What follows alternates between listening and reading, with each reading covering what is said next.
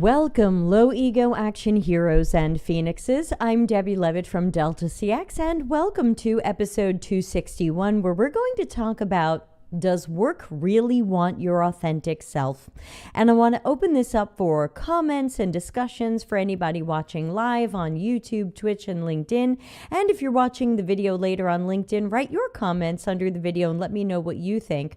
I've written an article. I'm going to read that article today, and then I want all of your comments, thoughts, questions, reactions. This article is published on Medium, and tomorrow it'll be linked from LinkedIn. So you might not have seen it yet. It is super fresh. So, as always, thanks to my online community for being my online community. So happy to see our Discord growing and active. Hello, Ana Lucia. You can join all of our things. It's free to join, so follow us on Twitch or YouTube. Join me on Blue Sky, where I am sometimes skeeting, as they say. We have a Patreon, though you're welcome to join it for free. The paid version is just a tip jar. And of course, our Discord has over 400 people now. It's growing and it is free. We'd love to see you there. All right, so I'm going to share my screen and show you my Medium article. Again, it's live on Medium and it's coming soon. Well, LinkedIn, I'm just posting signposts, so best to just follow on Medium. So I'm going to read this out loud and I would love to hear people's comments. This article is called, Does Work Want Your Authentic Self? TLDR, we already have variations of our authentic selves based on who we trust. Helpful exercise at the end of the article. The consequences of masking or hiding aspects of your core identity are known.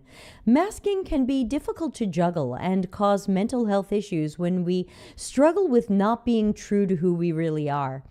I wish that none of us had to ever mask, fake, white lie, pretend, or act at our jobs. I wish we didn't have to worry about our names, ages, ethnicities, sexualities, diagnoses, or other aspects of our identities or expressions.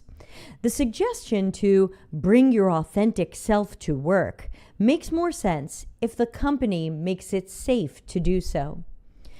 Is being 100% authentic safe?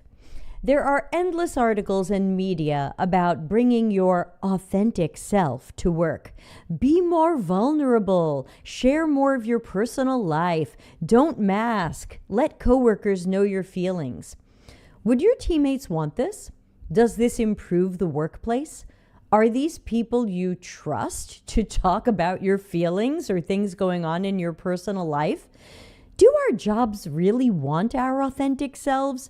And if not, is it okay to be inauthentic at work? Make more sense of this by reframing what authentic means. Let's take a simple example. Let's imagine that I'm unhappy at my job because the work is meaningless, we put customers' needs last, and my manager keeps taking credit for things that I do. Outside of work, I am a bold whistleblower with a take-no-shit personality. Is this the authentic self I should bring to work? Should I call my manager out every chance I get? Should I let coworkers and leaders know the work seems meaningless? Should I broadcast how much customers know we suck? I am absolutely sometimes the type of person who finds a way to report wrongdoings and point out evil in the most appropriate way I can find. But what if that's not safe?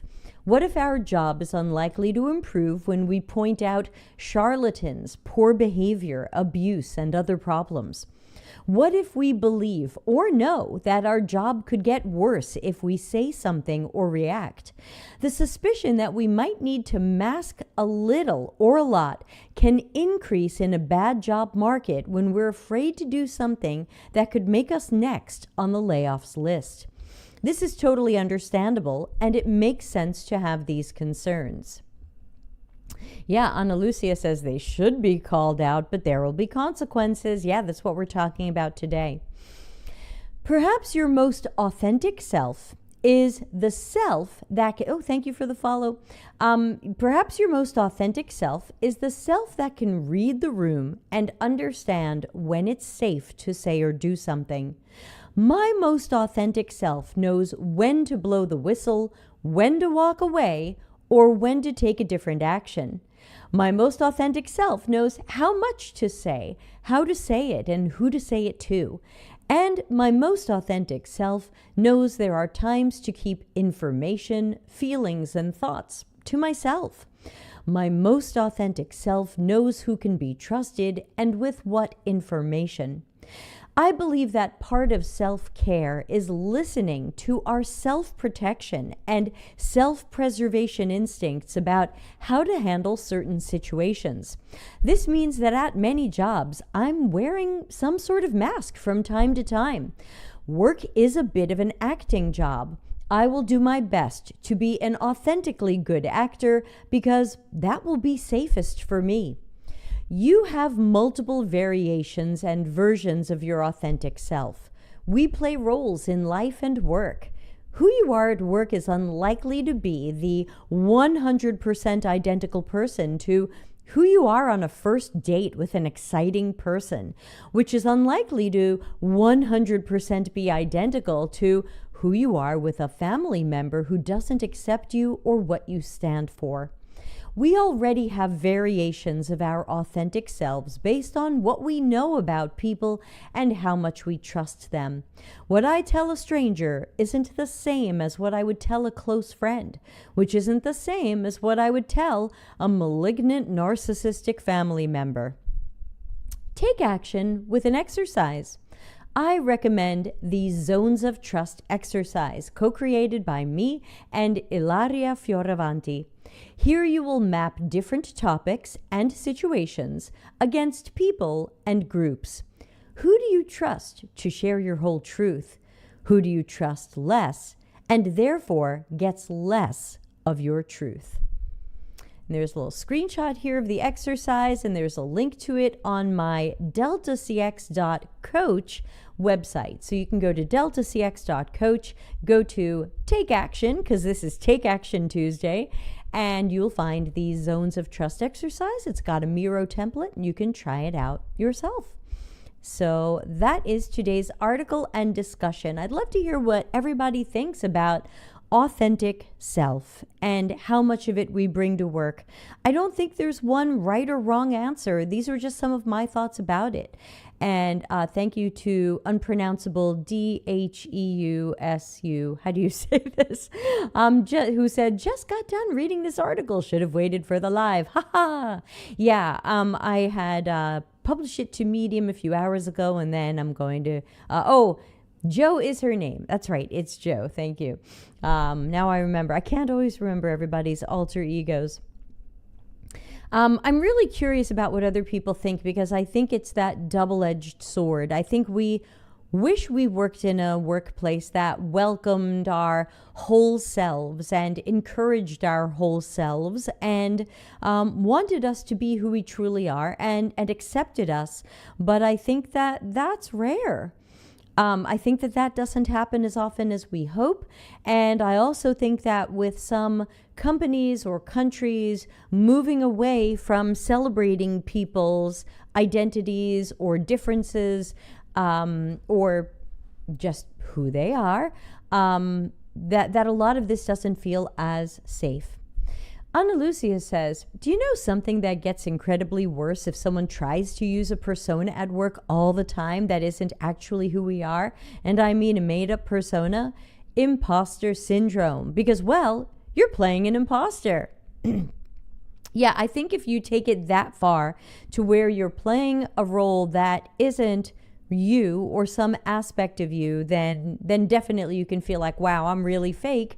And then you feel like, wow, I'm really fake, and someone's going to figure me out. Because usually imposter syndrome is, oh my gosh, I'm secretly bad at my job and everyone's going to figure it out. Angela says, I struggle with being authentic versus presenting what others are looking for in a work setting. Yeah, absolutely. I think we all struggle with various forms of this, is how much of my real self can I be versus who I should be because of either culture or formalities or what's expected of my job or based on a certain level I'm at. If I were the vice president of something, maybe there's a version of myself that's different than when I'm the mid-level or the junior. This is a topic that I think doesn't have one right answer, and that's why I wanted to open a discussion about it and see how people are thinking about this, about themselves or even others. Also, a reminder that I'm out next week. There won't be any streams. We will have streams tomorrow, but not next week. Hopefully tomorrow we'll have a special guest for Ask Me Anything, which will be 7 o'clock Italy time. So secret special guest hopefully tomorrow. Dr. Nick will be here next month. Yeah, authentic self. I'm curious to hear what people... what comes to mind when I say authentic self? Joe says, this is a difficult topic, especially when part of your personality is having a strong sense of justice. Accountability in the workplace is not always common, and I become the downer. Yeah, I am literally Debbie Downer. And I agree with what Joe is saying. That really resonates for me, because even as a little kid, I really had a justice trigger. I used to say, like, I have a strong sense of justice. I have a strong sense of we must be honest, honesty all the time. But as I experienced life in more and more workplaces, I really felt like maybe I can't be honest all the time, or maybe I can't be fully honest all the time in every situation. And then that messes with, well, then am I being dishonest? How does that play into my values? But ultimately, I have to prioritize safety, comfort, self-preservation, and guarding the truths and the aspects of myself that maybe I don't want to share with coworkers or clients. And I've come to my own terms and peace with that. And where I've landed might be different from where you land. Yesterday in Gaming says, hi all. Hi, Yesterday in Gaming. I think you have to test the water slowly and do what feels comfortable. There shouldn't be any pressure from the company to show up any way other than how you were during the interview. Good point. And that's also why I tell people, don't be super fake during the interview, because that's going to be an acting role you're going to have to play every day from now on. RVA Kid 82 says, I always feel like an imposter, so I try to be like everyone else at work, so maybe I'll be a culture fit. Yeah, obviously sometimes you can lose yourself in wanting to make sure you fit in, and then sometimes it's those same people who come to my shows and say, how do I stand out? And it's like, well, how do you stand out, especially if you've worked so hard to blend in and almost lose yourself in the waves and the culture of where you are. So I think there's a happy medium. I think there's a happy medium between always being only one version of yourself and losing yourself to blend in with everybody else and always going with the flow, because then it almost sounds like, do you have an opinion? Do you have a perspective? Do you have something to add to the conversation? If you're really just trying to fit in, then very often you end up diminishing yourself, and then people are coming to me in coaching saying, how do I stand out? How do I build myself back up? How do I become more visible at work? I feel like I'm not being seen for the good work I'm doing. So I think finding that middle ground will make more sense. Ana Lucia said, personally, I decided to be myself at work and stop trying to act as people expect me to. But I have to try to cover my back, so I keep things professional with boundaries. I got tired of playing personas and trying to please whoever was before me. I did that for over 20 years. Enough is enough. You know, I feel you, for sure. And you know, one thing that I tried to do to establish boundaries when I lived in the San Francisco area and I went into work in offices was I just didn't go out socially with people. I just felt like it's okay to work with these people and maybe have lunch with them or not, or be friendly with them. But when they wanted to go out after work, I just felt like, that's my time, or my time with my then boyfriend, or my time with my hobbies. I didn't feel like I needed to go out with the group. And luckily, they never made me feel badly about not going out with them. But for me, that was a boundary that I established, which was, I like some of these people well enough, but I'm not sure they're my friends. I'm not sure I would invite them into my personal world. We used to hold house parties back in San Francisco, and I think I invited 4 people from work. I didn't invite everybody from the office. I only felt like I wanted to see in my own home the people who I had really bonded with and trusted. And that was a boundary that I created.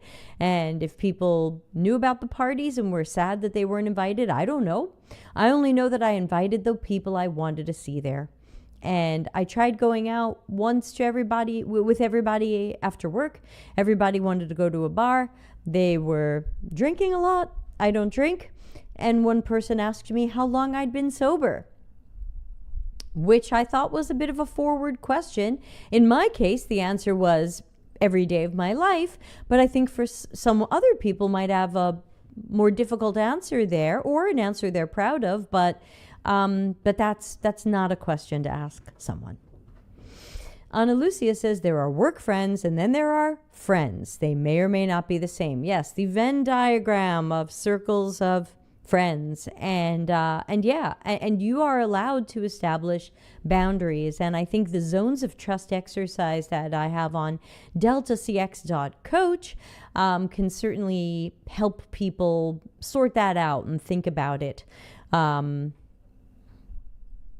It's something that I think we have to think about. And I think this is a topic many people struggle with. I've struggled with it from time to time, and I just thought maybe I'd put some ideas into an article and see what other people thought. We might not have a lot of discussion today. If people don't have a lot to say, I can certainly wind down. Let's see. Thank you again for the comment.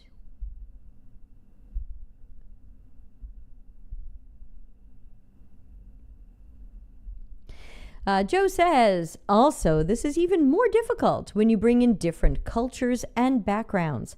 I worked for a bit in a town that was once the hotbed for racist hooded group in my state. So as a woman of color, I approached new interactions with caution.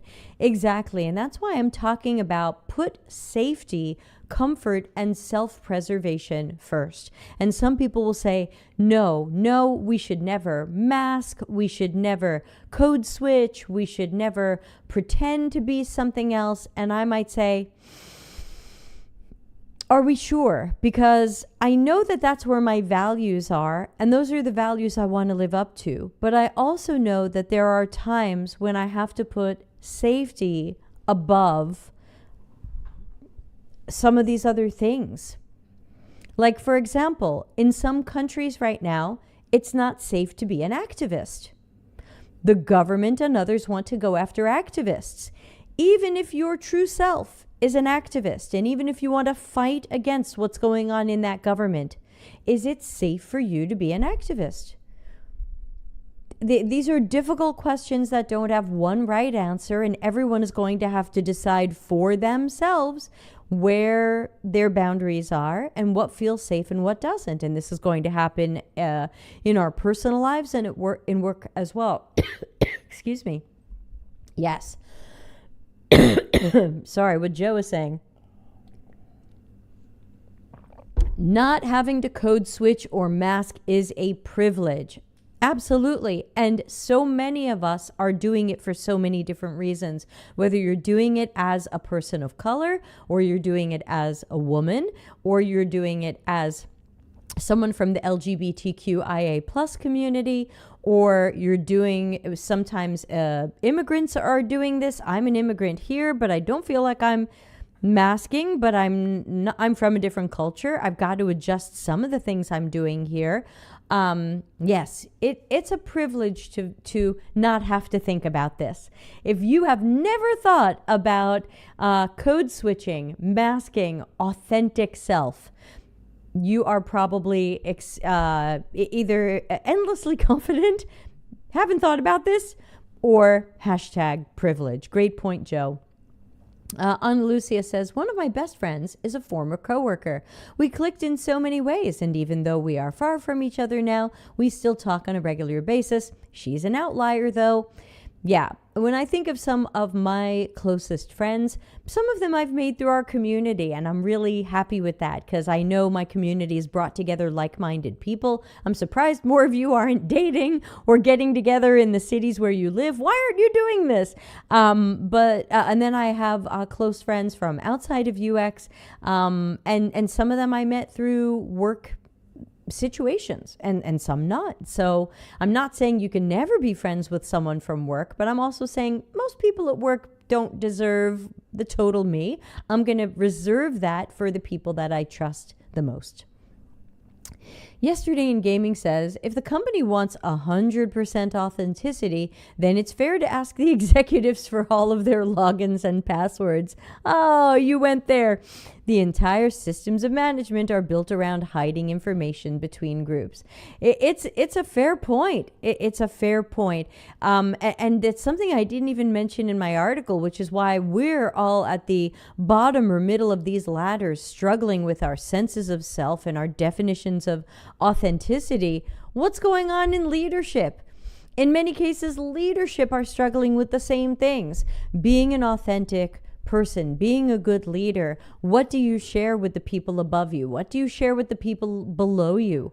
What are you masking, and for whom and why? This is a juggling act for nearly all of us. And I just wanted to make sure I came online today and said, you're not alone. You're not alone in wondering, where are these lines? Where are these boundaries? When do I mask or code switch? I'm finding myself code switching with some of my new clients because I have two groups of new clients, and they are both religious, but they are different religions, and they're religions I'm not a part of. And so I'm code switching a bit for the vocabulary of the religion I'm more familiar with. And I didn't even think about that until just now. And why do that? Why? Because I want them to feel like I fit in with them. But I'm not being inauthentic. I'm not being a liar. I will use some of that vocabulary jokingly sometimes, like with my husband. But that's not vocabulary I normally use because it's of a community I'm not really a part of. But I know some of their terms and vocabulary and words, and I use them from time to time. So, I'm doing this too. It's not like, oh, I'm coming online here as some special person who never masks and never code switches and never is inauthentic or never has a variation of myself. I always like to say there is one version of me. If you met me in real life, I look like this, I sound like this, I talk like this, I'm like this. The person who's on the show tomorrow can hopefully agree, though I won't pay them to agree. But I also have to decide, when am I going to say what's in my head versus when am I not going to say what's in my head? And for me, that's the line. I think that I'm always me. I don't have too many versions of me. I try to keep them down to single versions of me because I'm unique and I like me, and I think I'm fine the way I am. But I still have to be careful with some of my communications with different clients, different coworkers, and I have some privilege, but not as much as I thought. Or not as much as we all wish we had, I guess. We all struggle with, how much privilege do we want? How much would we want? Maybe that's a separate topic. RVA Kid 82 says, how do we know what we share with others when we don't know what is authentic? That's a good question. I think a lot of that has to do with your sense of self. Who am I? What is the authentic version of me? I think if I asked many of you to guess, who is Debbie? What is the authentic version of Debbie?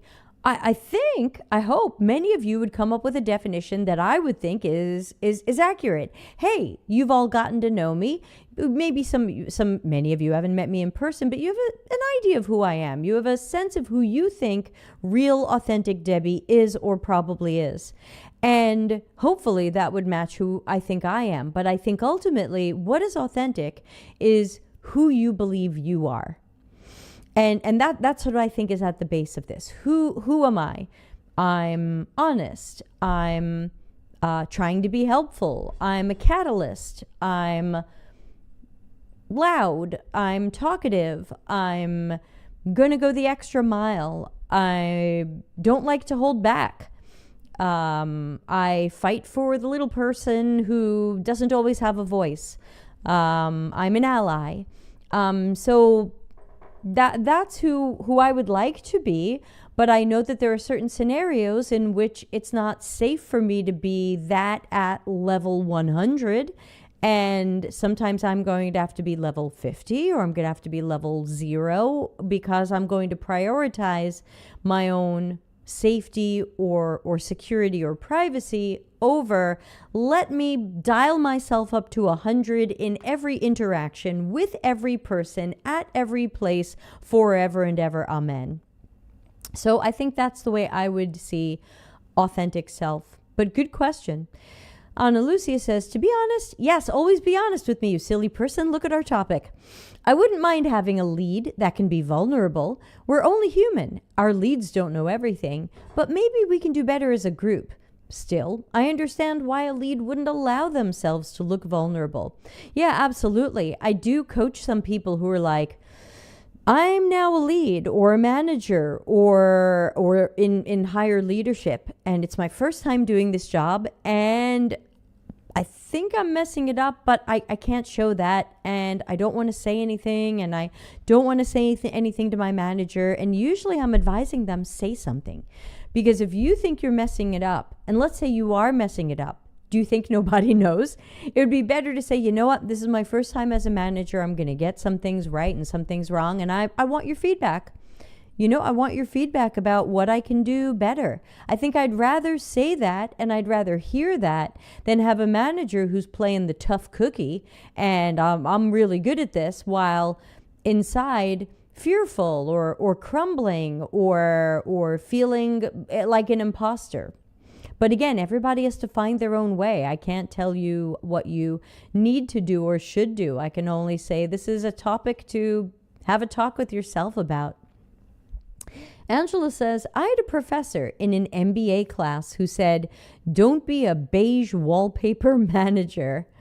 You need to be a human and tell some interesting stories about yourself and your experience.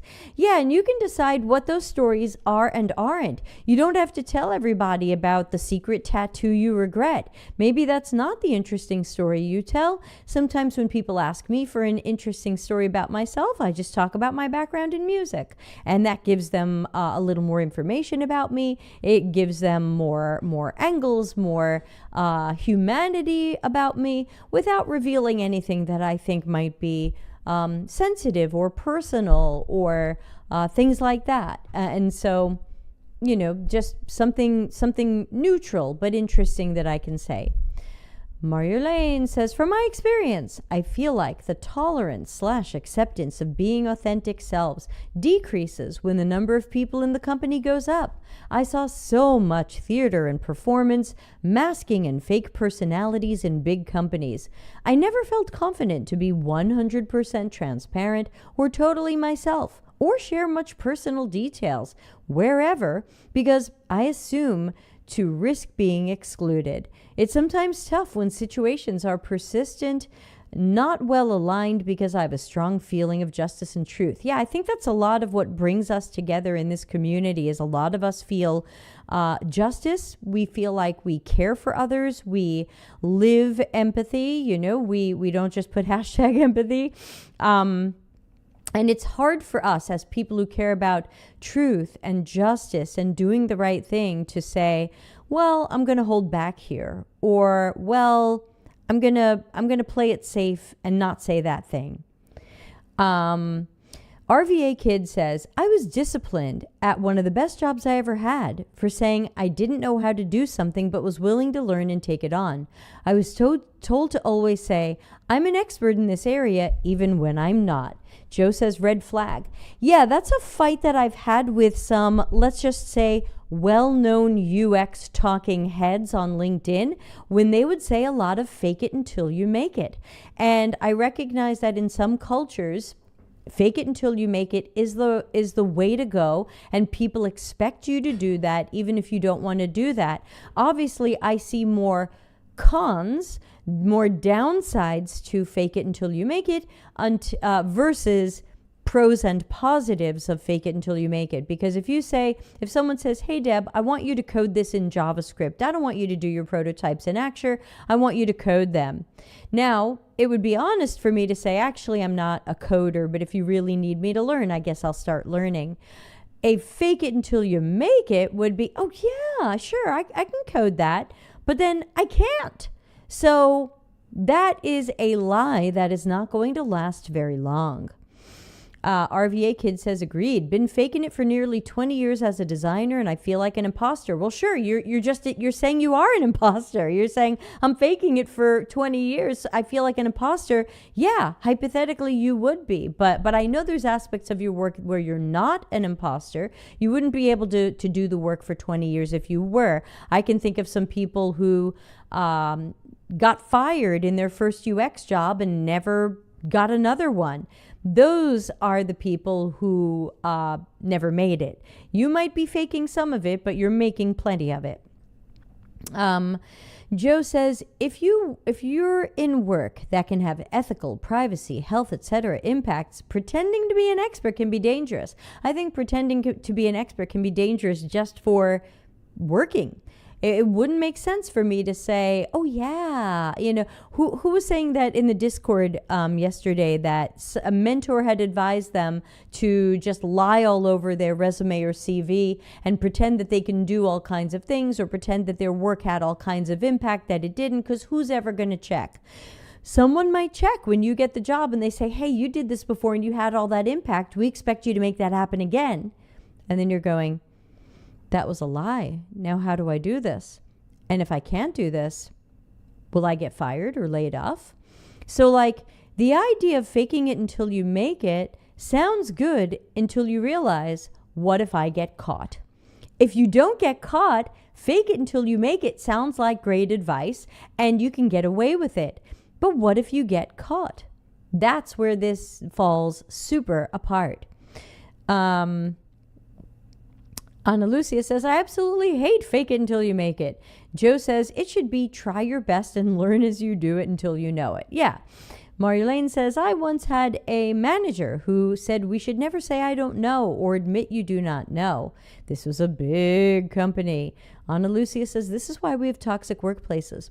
I learned when I went through a course with Disney World Florida, who is often seen as some of the best CX on the planet, that they empower their employees to say, I don't know, but I'll find out, or I don't know, but I'll find the person who knows. So say you go up to a worker at Disney and you say, gee, I really don't understand how to change my hotel room. I'm not happy with my hotel room. But let's say you go up to the person sweeping the floor and you say that. And they might say, oh, gee, they can't say, yeah, sure, I know how to change your hotel room. They might not. So in Walt Disney World, they are empowered to say, unfortunately, I don't know the answer to that question, but I'm going to find you the person who does. And then you have to follow through on that. And I think that's healthy. I mean, now if you want to look at a scale of healthy to unhealthy, it's healthy to say, I don't know how to do that, but I'm happy to learn. I don't know how to do that, but I'm going to try. I'm not great at that yet, but I'm open to learning. I don't know how to do that. Can you give me some resources? To me, that would be healthy. I would rather have a worker at any level, even a senior or a lead, say, you know what? I never did a lot of that, and so I'm not great at that yet. I think that's the healthiest thing, is for someone to say, This is where I'm strong and this is where I'm not as strong, and I've got room to grow, and I really hope to learn more of this, or I hope someone will teach me this. I think if the more that we pretend that we can do things and the more that we fake it, the more people are going to expect us to not only be incredibly productive, highly successful, never get it wrong because I'm the expert and I can do this. They might expect us to teach others. Are you now going to fake knowing this and fake teaching it to others? There's just so much room for disaster here. It's like a bad sitcom episode where someone who isn't really hurt shows up in a full body cast and has to pretend they're hurt. And I mean, it's like some bad sitcom plot.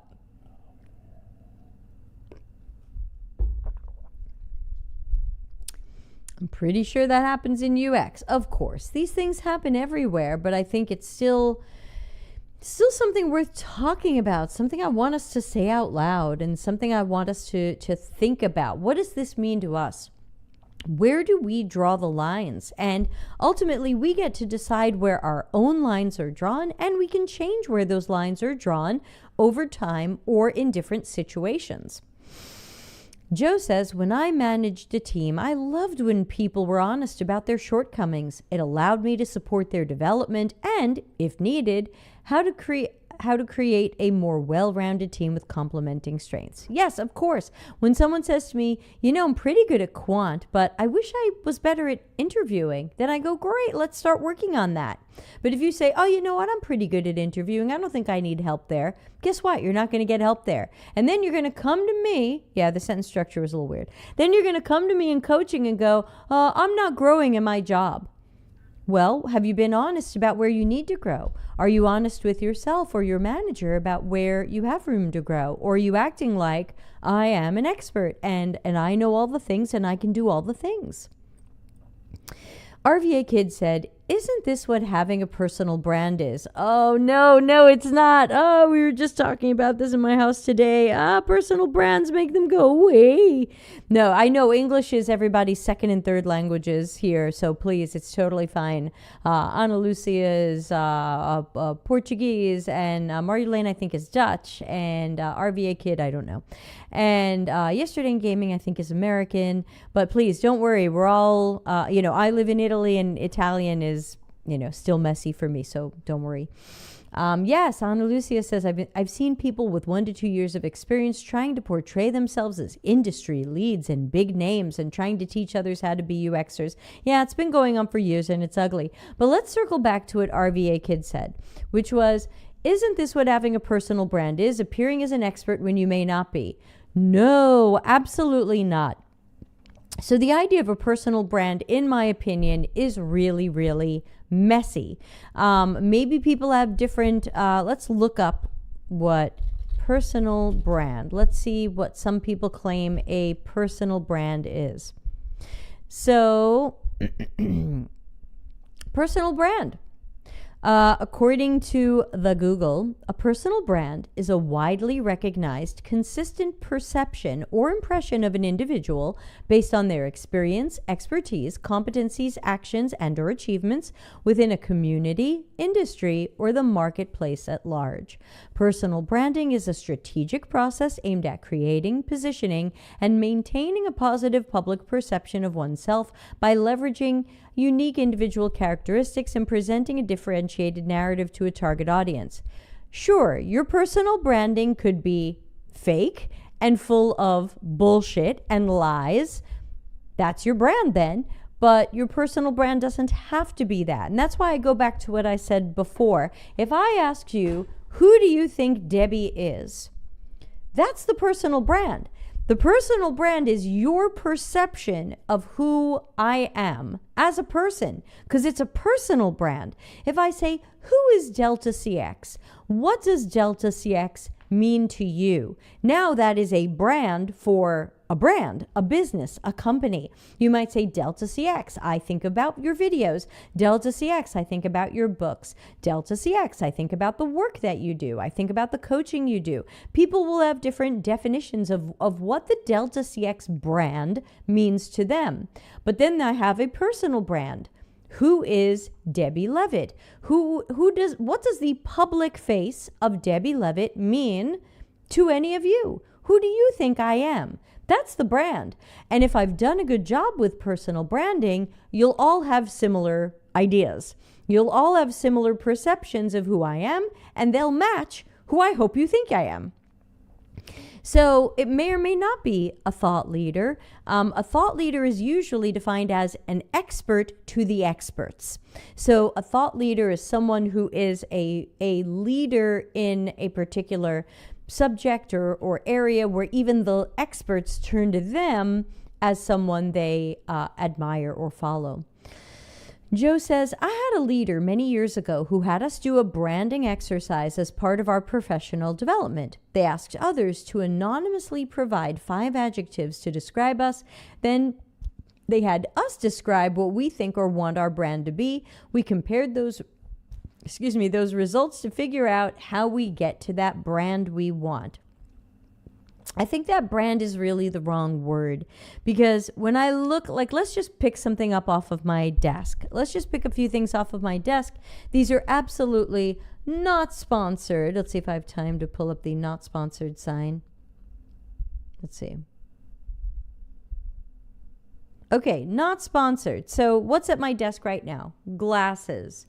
My glasses are from Zenni, not sponsored. They do sponsor some YouTubers, but not me. My glasses are from Zenni. What we think of Zenni is Zenni's brand perception. And Zenni works very hard for people to hopefully have a positive brand perception. I have a Samsung phone. What do people think about Samsung as a brand? Samsung works hard for you to feel like their phones are modern, futuristic, leader of the pack, whatever it might be. That's the brand. I've got other things on my desk that are brands. This is a mug from Disney World, Florida. So, what is the brand of Disney World, Florida? What do you associate with Disney World, Florida, if anything? So when we see these brand names from these companies or products or services, we have an association with them. If I say Facebook to you, what do you associate with that? That's the brand perception. Yesterday in Gaming says, trying to manage your reputation is a rough way to live. Going back to authenticity, if you try to live according to your highest values, your personal brand is just who you are. Wonderfully said. Yes, wonderfully said. I hope my personal brand is who I naturally am. And that's why I have had people come visit me, and one of the first things they say to me is, oh my God, you really like that. It's like, yeah, because this is who I am. The only difference is I've taken my glasses off because Ana Lucia doesn't like the way the light reflects in my glasses, because I've got a ring light in front of me, which you can probably see in my eyes, which I'm not going to remove. Not removing my eyes for you, Ana Lucia. But yeah, other than I normally wear glasses, this is just me. And if you came and visited me or you met me somewhere, Ana Lucia's met me, and she can tell you what, we only spent an hour or so together, but she can give you some idea of what I'm like in person and just say, oh, the version of Debbie we see on YouTube is or is not like the version of Debbie I had breakfast with. Joe says, it was part of Fortune 50 leadership development, so of course they use the buzzwords. Personal branding and thought leadership were required parts of development. Yeah, I don't love these. I think we're putting too much pressure on people to feel like they have a personal brand.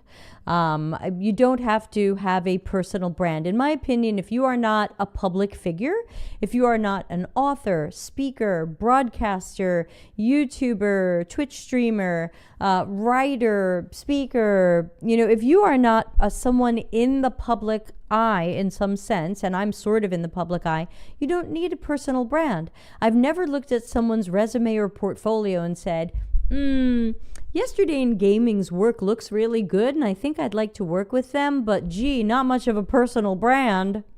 It's not a thing. Joe says the sad truth is people do these inauthentic performative activities because they're told they have to in large companies. Yes. And I wish someone said to someone, personal branding is interesting, but you might not need a personal brand. We can think of the people who have personal brands. Think about some of the people who you might follow on LinkedIn who definitely have turned them as a person into them as a brand. We might think of Darren or Dr. Nick or Thomas Wilson or who else? For better or worse.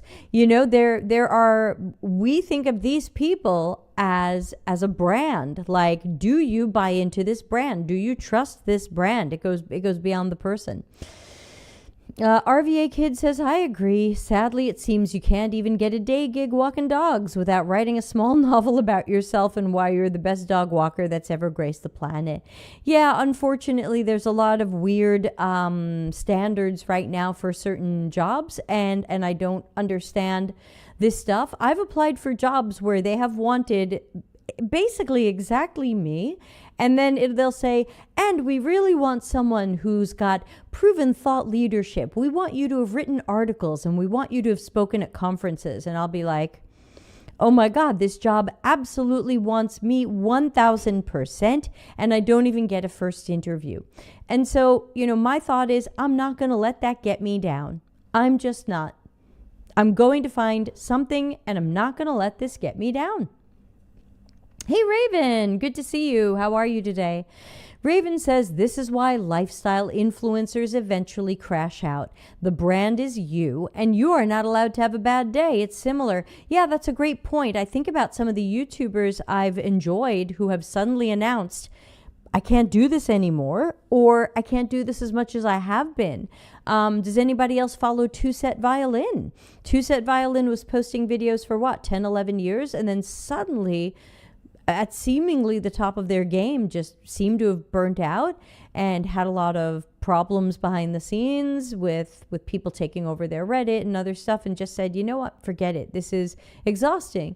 And an ASMR YouTuber that I enjoy came on a month ago and said, I'm not going to put out as many videos as I used to. I might even pause for a while. And I don't want any of you to think that I don't want to do this, or that I don't like you, or that I don't enjoy this, but I'm taking on too many things at the same time, and my schedule is just too much. Because this person had like multiple channels and was also doing Instagram and had 2 Instagram accounts and was personally responding to everyone who wrote to them. I wrote to them at some point and they were writing to me, and I felt sure it was them and not a fake person pretending to be them. It's like, it's just so much. And there's only so much that some people can do. I used to stream 4 times a week, and now I'm mostly streaming 2. It was just cutting into stuff too much, and I wasn't sure it was bringing more value. Ana Lucia says, this is an obvious sign that recruiting and hiring are broken nowadays. The regular methods don't work, and no one changes how things are done. So some people try to find good names through that, but it doesn't mean a thing now. Yeah, I mean, I've written the books, right? I've got a pile of them here. I've got my last 4 books at my desk. Okay, one of them is a children's book about my dog, so that might not get me a job. But I've written the books. I've written the articles. I've done some things. I have years of experience doing the work. And I'm having trouble finding a job. I have some freelance work right now, and luckily it's good work. It's paying okay, not as much as I used to make. And if I end up getting steady freelance work, I'm okay with that too. But, I don't want anybody to think, oh, if I just had a personal brand, everything would be solved. Take it from me. Oh, yeah. I have a personal brand, and sometimes I'm not considered for the job because of it. People say, Debbie Levitt, you're too busy writing and streaming. You wouldn't have time to work at our company. And I go, how much time do you think these things take me? I do almost no preparation for these shows other than I happen to write that article you saw. I don't prep for these shows. I don't spend hours on this. I don't edit the shows. I purposefully only live stream so that I don't have to edit videos. I've like the lowest effort channel ever. Joe says, brand is also contextual. I worked with an exec who had a strong brand within the company. We had an internal social network and social groups. They became a crucial part of employee engagement and getting corporate communications out and garnering a lot of engagement and employee sentiment. They've retired. And now try the same on LinkedIn and it doesn't translate at all. The company had 100,000 plus employees, by the way, so her role was really important. Yep, not going to work everywhere. Yeah, Ana Lucia says even publishing a book doesn't mean a thing right now. Yeah, especially because now publishing a book, you can self-publish a book yourself, and anybody can publish a book. I'm publishing a book every year, every other year at this point, and helping others publish books. See dcx.media. It used to be extremely special. Only people who got publishing deals published books. Now anybody can publish a book. But it's still not easy to do. It should still be something people look at and go, oh crap, that was hard. Larry and I spent 4 years on his book, and he'd been spending years before that on it. The book I'm working on right now for my favorite college professor, I think he's been working on it for 20 years, if not longer. Writing a book isn't easy. Unless you had AI write it for you and you did no work. Yesterday in Gaming says, I think companies like the idea of personal brands because it shows a person's willing to stay in a lane and not do anything that might reflect poorly on them or their team. Companies don't want people who rock the boat. Too true. And now we're circling back. Now I feel like the symphony is going back to the original theme. We're back at our original theme. Many companies don't want someone who rocks the boat. So, do we bring our authentic self to work? If that authentic self might rock the boat. That's a line for each person to draw. There are times where I do rock the boat, and there are times where I go, I shouldn't do that right now. I shouldn't say that. I have a freelance project right now where we did some concept testing, and the concepts tested very badly. And I've decided that I'm not going to sugarcoat that for the client. I'm not going to pretend these concepts were pretty good, but unfortunately, these concepts were almost universally poor, and they had many facets to them, and there was a lot of areas where they could have been good, and they weren't. And I'm going to write a professional final report on my research. It will be professional, but I will not lie about it. I will not say these are good concepts or just clean them up a little. I won't say you're close. I'm going to say these are not close.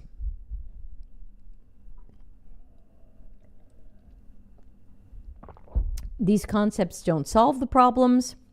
They create new problems, and they've missed opportunities to improve things that are going badly. And I'm not going to say it exactly like that. I'm going to find a neutral, professional way to say it, because that is how I feel like I want my authentic self to show up for this part of the project. But in conversations and meetings with the client, I have said very clearly, these concepts are testing poorly. Wah, wah. Bad concepts. Wah, wah. All right, so I'm going to think about winding down for today. Thank you so much for a great and spirited discussions. I love seeing you virtually every week and having these conversations on different Take Action Tuesday topics. There will be no Take Action Tuesday next week because I will be in Seattle at Convey UX and doing my bookstore gig. If you can make it to the bookstore gig live in Seattle, or you want to join remotely, I'll be streaming it through Google Meet for only the people who register. You can find that at dcx.to/Seattle 2025. Lowercase s, Seattle 2025. And you can sign up for that. It's just a few dollars just to make sure people actually show up. It's just an experiment. So that means other than our streams tomorrow, I'm hoping to do a co-working stream, Twitch only, and what do you call it? And an Ask Me Anything. So that'll be tomorrow. And then I'll be back on Tuesday the 4th. And I'm going to be talking about starting a business and freelancing contracts. It was one of the first videos I did on the channel in late 2019, early 2020. But I think it's a topic we should circle back around to because a lot of people want to talk about entrepreneurship. And it's something we're going to cover at our upcoming conference. Who's going to come to the conference? It's totally live and online. It's the end of May. Tickets are not on sale yet. But of course, if you're part of my Patreon, even the free level, or you're part of the Discord, you are going to be the first to know. So I hope you'll please join the community. It's going to be a 3-day event. Day 1, CX, UX, and dealing with difficult workplaces. Day 2, personal development. Day 3, career shifts. Thanks, everybody.